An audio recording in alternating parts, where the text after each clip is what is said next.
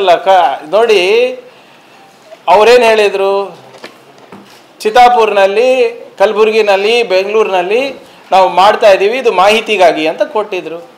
ಮಾಹಿತಿ ಅಲ್ಲಪ್ಪ, ಅನುಮತಿ ಕೇಳಿ ಅಂತ ಕೇಳಿದ್ವಿ. ಅವ್ರು ಅನುಮತಿ ಕೇಳಲ್ಲ ಅಂದರು. ಕೇಳಲ್ಲ ಅಂದರೆ ಕೊಡಲ್ಲ ಅಂತ ಹೇಳಿದ್ವಿ. ಅದಕ್ಕೆ ಕೋರ್ಟ್ ಅವ್ರು ಹೋಗಿದ್ದು, ನಾವಲ್ಲ. ಈಗ ಯಾರ ಪ್ರಕಾರ ಆಗ್ತಾ ಇದೆ? ಸರ್ಕಾರದ ಪ್ರಕಾರ ಆಗ್ತಾ ಇದೆ. ಪರ್ಮಿಷನ್ ಕೊಟ್ಟಿದ್ದು ಯಾರು? ನಾವು. ಎಷ್ಟು ಜನ ಇರ್ಬೇಕಂತ ಹೇಳಿದ್ದು ಯಾರು? ನಾವು. ಯಾವ ರೂಟ್ ಫಾಲೋ ಮಾಡ್ಬೇಕಂತ ಹೇಳಿದ್ದು ಯಾರು? ನಾವು. ಯಾರ್ಯಾರು ಇರಬೇಕು ಅಲ್ಲಿ ಅಂತ ಹೇಳಿದವ್ರು ಯಾರು? ನಾವು. ಮತ್ತೆ ಇದ್ರಲ್ಲಿ ಗೊಂದಲ ಏನಿದೆ? ನಾವು ಮಾಡಬೇಡಿ ಅಂತ ಎಲ್ಲಿ ಹೇಳಿದ್ದೀವಿ? ಅನುಮತಿ ಕೇಳ್ರಪ್ಪ ಅಂತ ಹೇಳಿದ್ದೀವಿ.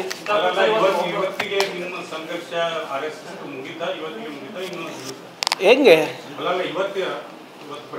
ಈಗ ಪ್ರಾರಂಭ ಆಗಿದೆ ಸರ್, ಈಗ ಪ್ರಾರಂಭ. ಈಗ ನೋಡಿ, ಮೋಹನ್ ಭಾಗವತ್ ಅವ್ರು ಖುದ್ದಾಗಿ ಬಂದು ಏನು ಹೇಳಿದ್ದಾರೆ?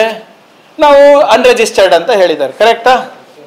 V are a body of individuals, we do not need to register ಅಂತ ಹೇಳಿದ್ದು ಯಾರು?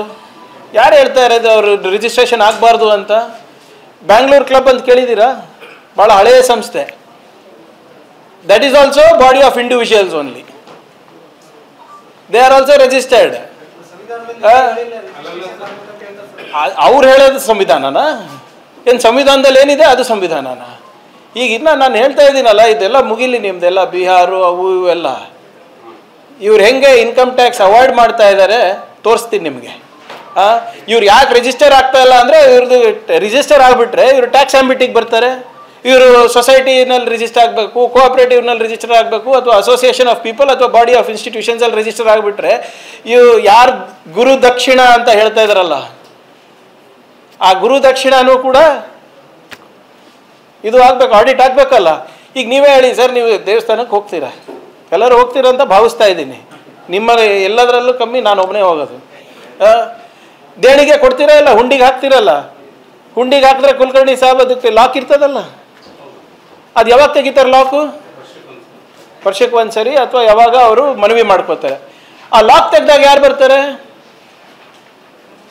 ಅಧಿಕಾರಿಗಳು ಬರ್ತಾರೆ. AC ಇರ್ಬೋದು, ಅಲ್ಲಿ ಲೋಕಲ್ ಅಥಾರಿಟೀಸ್ ಇರ್ಬೋದು, ಬಂದುಬಿಟ್ಟು ಎಲ್ಲರ ಸಮ್ಮುಖದಲ್ಲಿ ಎಣಿಸ್ತಾರೆ.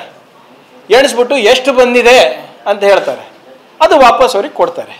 ಹೌದಾ? ಅಸೆಸ್ ಆಗುತ್ತೆ, ದುಡ್ಡು ಎಷ್ಟು ಬಂದಿದೆ ಎಷ್ಟು. ಯಾವ ದೇಶದಲ್ಲಿ ದೇವ್ರಿಗೆ ಆಡಿಟ್ ಮಾಡ್ತೀರಾ, ದೇವ್ರಿಗೆ ಅಸೆಸ್ ಮಾಡ್ತೀರಾ, ದೇವರ ದೇಣಿಗೆಗೆ ಅಸೆಸ್ ಮಾಡ್ತೀರಾ, RSSಗೆ ಅಸೆಸ್ಮೆಂಟ್ ಇರೋದಿಲ್ವಾ? ಯಾರು ಹೇಳಿದ್ದು? ಅವ್ರು ಹೇಳಿದ್ದೆಲ್ಲ ನಾವು ಕೇಳ್ಕೊಂಡಿರ್ಬೇಕಾ?